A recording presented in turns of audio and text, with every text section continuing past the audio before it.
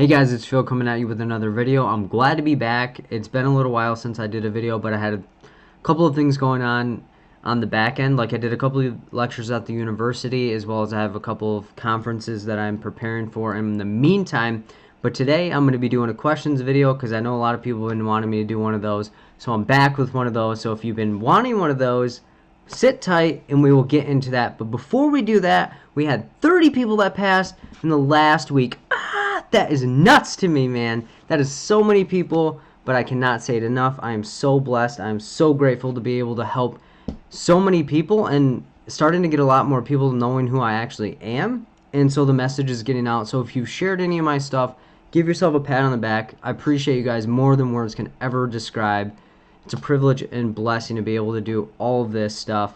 But let's get into the people that passed and let's get into this thing. So they are as follows: Lorna S., Patricia C., Brad H., Brandy S., Michelle S., Caswell S., Dory C., Sammy D., Katrina F., Chelsea B., Elsa T., Carla N., Angela R., Tay E., Young Kaya G., Claudia F., Natasha S., Lindsay H., Megan M., Megan M., Jessica G., Paula G., Cindy W., Cassie W., Meredith C., Cynthia, Sarah B., Dana C., Corinne B., and Natasha R. Holy smokes, guys. I'm so blessed and so grateful that we can help so many people pass. And something I've been seeing a lot of lately and interacting with people and having dialogues around is a lot of people are saying, Phil, my previous attempts are starting to really haunt me and I'm not able to really focus on what is currently going on here. So what I would tell you in that situation is you may have to reconstruct the entire thing. Not the prep in general, but maybe something internally that you need to start addressing and looking at that you have been pushing off and hiding from. You may have to bring that out and say, what is it that I don't think that I can do this for? And what do I need to do in order to convince myself or open that door of believing in myself full-heartedly? Because if you're not able to trust yourself and believe in yourself, passing this exam or doing anything in life in general, it's going to be really, really difficult. So what I always tell people is reflect on yourself, peel it back and look under the layers and say, what is it about this situation that I'm not comfortable with? And are there people around me that are not influencing me in the way that I wish they would? And is that something I need to actually seek out or communicate in some way, shape, or form? Because a lot of times when we try to reach out and it doesn't get responded to how we want to, we just shut down and then think no one's here to help me, no one's going to help me in general, and I have to do this all on my own. So if you have to, make small goals, small progression points for yourself, and then build yourself up to it. You don't have to get 100%. You don't have to do things 100% correct, but you have to believe in yourself wholeheartedly, 100%. If not, passing this game is going to be really, really difficult. So please do me a favor and sit down and say, what am I currently doing, and is that leading me to where I really need to go? And if not, what changes do I need to make so that way I can be the best possible version of myself when walking into this exam or any opportunity in your life at that point. So let's get into the video, guys. But I really, really wanted to address that because so many people have been reaching out and saying, Phil, what the heck do I do when I don't feel entirely confident with my exam prep? But without further ado, let's get into this, guys. Alright, and if you're interested in individual tutoring, I do still offer that. My email is berda24@gmail.com, and my schedule tends to book out 2 to 2.5 weeks in advance. My upcoming Sunday study groups are as follows: 9-1, How to Overcome Test Anxiety; 9-8, DSM-5 Adults; 9-15, DSM-5 Children. And we're going to be deciding the future study groups in this upcoming study group on 9-1. So if you want to be a part of the picking process, join that study group, and those are on Sundays from 7 to 9 p.m. Eastern Time. I do a question and answer piece that tends to extend longer. We've done groups up until 10, 10:30, or even 11 o'clock Eastern Time, and if you're interested or want details on that, my email is berda24@gmail.com, and the link to my Facebook page, if you want to type it in on Facebook, is Fill in the Gaps LLC, and the links for all of that stuff will be in the description. But let's get into some questions, guys. So they are as follows. Question 1. A community-based Social worker is meeting with a 26-year-old female for their first appointment. The social worker has heard from previous social workers that have worked with her that she makes false claims about situations that have happened to her. During the session, the woman reports that her boyfriend got intoxicated and threw a chair at her while she was watching her niece. The social worker gathers information about this situation.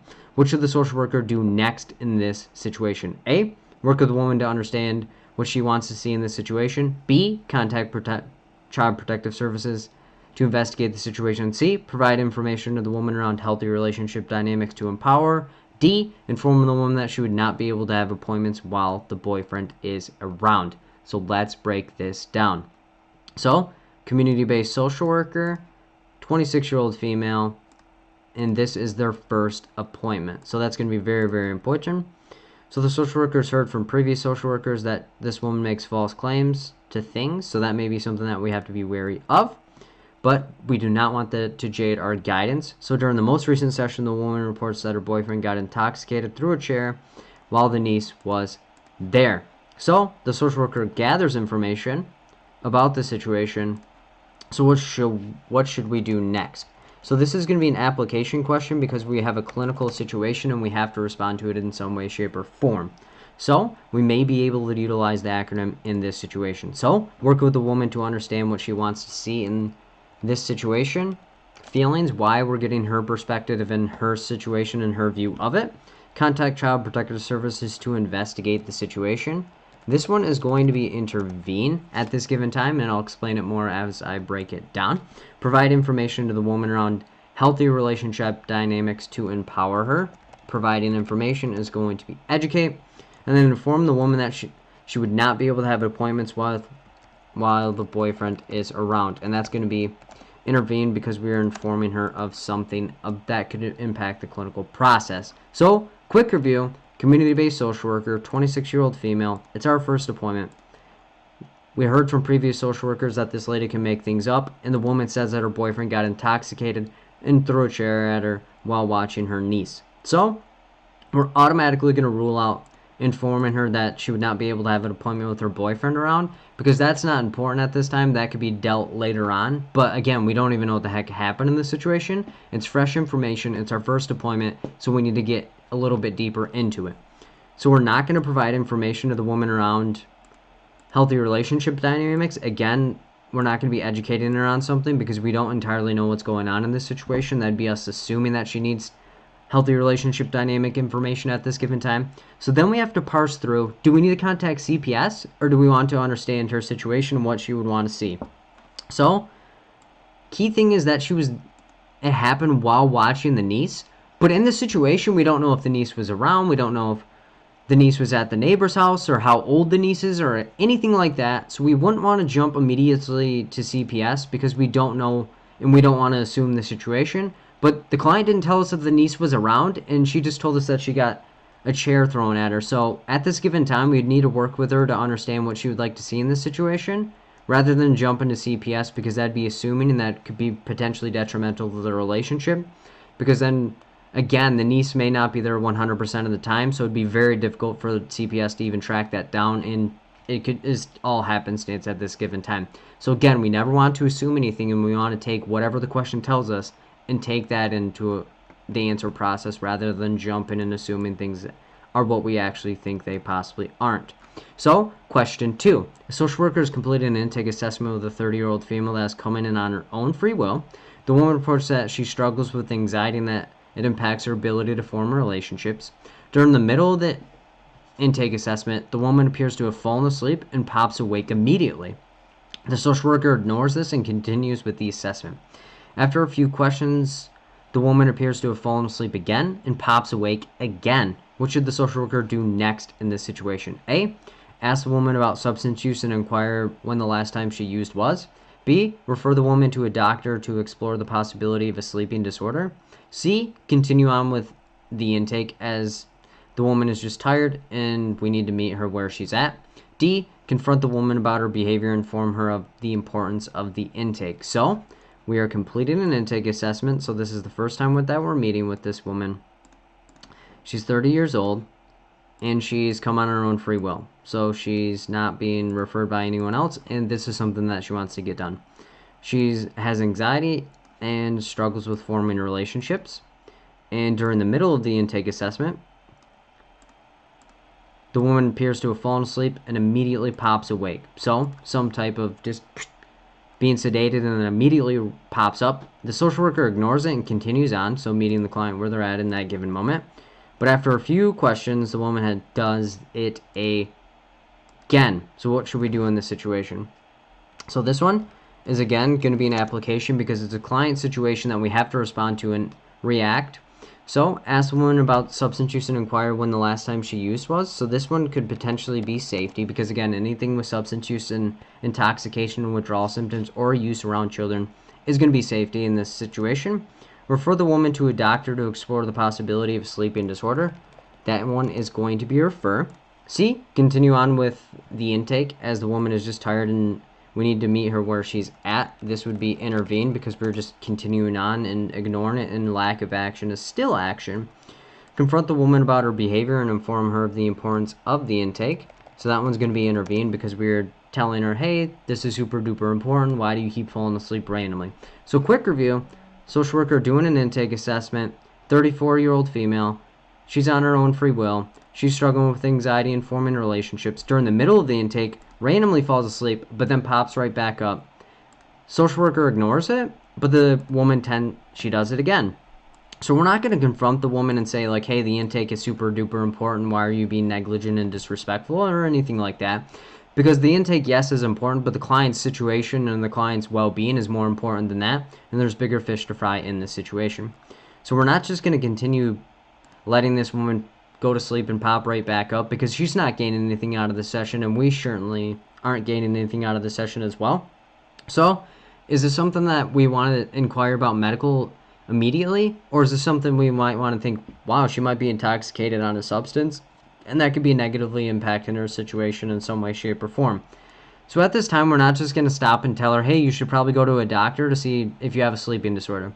This one, we're during the middle of the intake, so we're going to ask about substance use anyway, so why not expedite the situation and say like, hey, have you used any substances? When was the last time? So that way we can understand, because if she's high on like a sedative such as like heroin or even like Xanax or overtaking some of that, she could potentially die in her office, and we don't want to have people die on our watch or put themselves in potential danger due to our negligence of not asking and not trying to help the person in some way, shape, or form. So that's how we look at that question in particular. Question 3. A social worker at a community mental health clinic is meeting with a 27-year-old female who recently found out she is pregnant. During the intake assessment, the woman reports that she smokes marijuana daily and at times will use cocaine on the weekends. The woman reports that she's motivated to change her substance use but does not know where to start. What should the social worker do first to help the woman? A. File a child protective services report. B. Connect the woman to substance use services. C. Provide the woman a list of relapse prevention skills. D. Work with the woman to identify positive strategies to maintain sobriety. So, social worker, community mental health clinic. She's 27 years old and she recently found out she is pregnant. During the intake assessment, this is our first visit, she reports she smokes marijuana daily and will use cocaine on the weekends. The woman reports she's motivated to change, but her substance use, and she does not know where to start. So we have to help her in some way, shape, or form. So this one is going to be an application question. So we will utilize the acronym as well. So file a child protective services report. This could be potentially safety or intervene, depending on how we are going to look at the situation. Connect the woman to substance use services. Refer. Provide the woman a list of relapse prevention skills. Intervene because we're trying to help her in some way, shape, or form. And work with the woman to identify positive strategies to maintain sobriety. This one is going to be intervene as well. So quick review. Social worker at a community mental health clinic. She's 27. She recently found out she is pregnant, so this is a new discovery. So during the intake, she says she smokes marijuana daily and at times will use cocaine on the weekends. The woman reports she's motivated to change, but does not know where to start. So she's motivated and doesn't know where to start. So we're not going to work with her to identify positive strategies to maintain sobriety because she's still utilizing substances. So there's no way she could potentially maintain sobriety if she hasn't obtained sobriety at this given time. So we're not going to provide her a list of relapse prevention skills at this given time because we need to do bigger actions at this time, because giving her a list and saying like, here's how you maintain sobriety, it's not entirely helping her in the best possible way, shape, or form. So we have to consider, is this a CPS report, or are we referring her to services? So at this time, we're going to say that since she recently discovered it, she's motivated to change, and she doesn't know where to start. We can't really throw CPS on the case because she's just found out she's pregnant. She didn't say, hey, I've been pregnant for 3 months and I'm utilizing substances. We can't assume that she's being negligent and trying to hurt the baby in some way. And again, we can't protect an unborn child at this given time. So we connect the person to substance use services because that's what she wants, and that's where she could possibly benefit the most. And it would help everyone in the situation. So that's how we look at that question in particular. Question 4. A social worker in an outpatient clinic has been working with a 40-year-old male for the past 3 months. The man engaged in therapy to help decrease the frequency of his depressive episodes and to improve his ability to communicate with women. For the past 2 weeks, the man has been taking antidepressant medications. During the most recent session, the man reported that he is no longer going to take his medication, since he does not like the side effects. What should the social worker do next in this situation? A. Inform the man he needs to continue taking his medication since it will help improve his mood. B. Work with the man to identify the benefits of taking the medication. C. Respect the man's right to self-determination. And D. Inquire about the negative side effects the man has been experiencing from taking the medication. So, we're an outpatient clinic, 40-year-old male, and it's been 3 months. So anytime we get a length of time, we want to leap right on top of it. He engaged to decrease his depressive episodes and to communicate better with women. So the past 2 weeks, he's been taking antidepressant medications. So during the recent session, he reports he's not going to take it any longer. He does not like the side effects of the meds. So this one is going to be application and reasoning, because it is a client write-up, but we also have to consider the different ethical concerns when it comes to people taking medications and not taking medications. So inform the man that he needs to continue taking his medications since it'll help improve his mood. Intervene. Work with the man to identify the benefits of taking the medication. This one is going to be intervene as well. Respect the man's right to self-determination. So this could be feelings or intervene, depending on how we're going to view and frame the situation.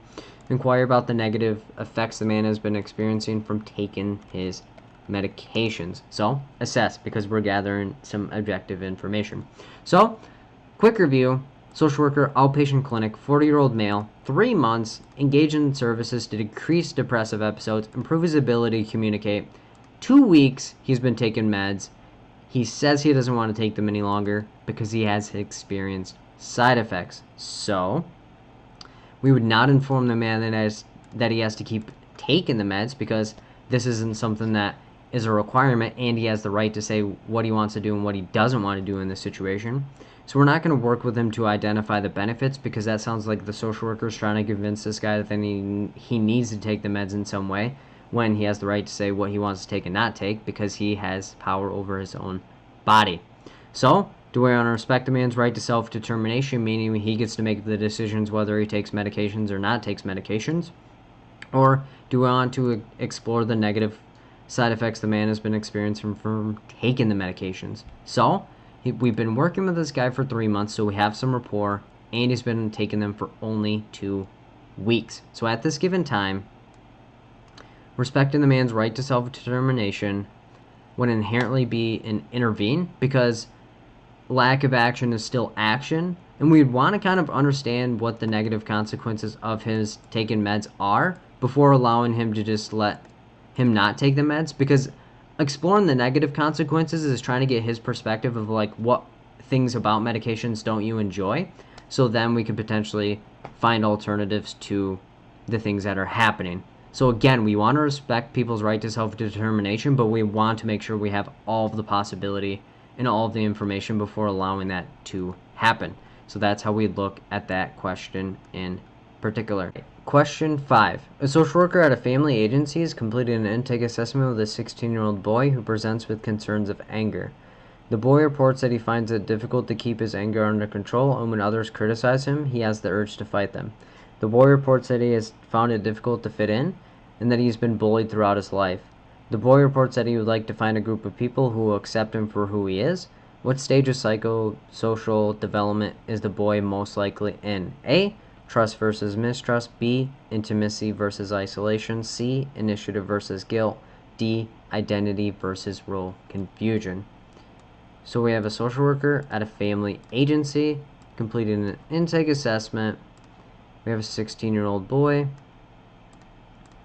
He presents with concerns of anger at this time.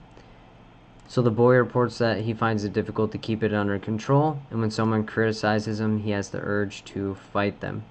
The boy reports he finds it difficult to fit in, and that he's been bullied throughout his entire life, and he would like to find people that will accept him for who he is.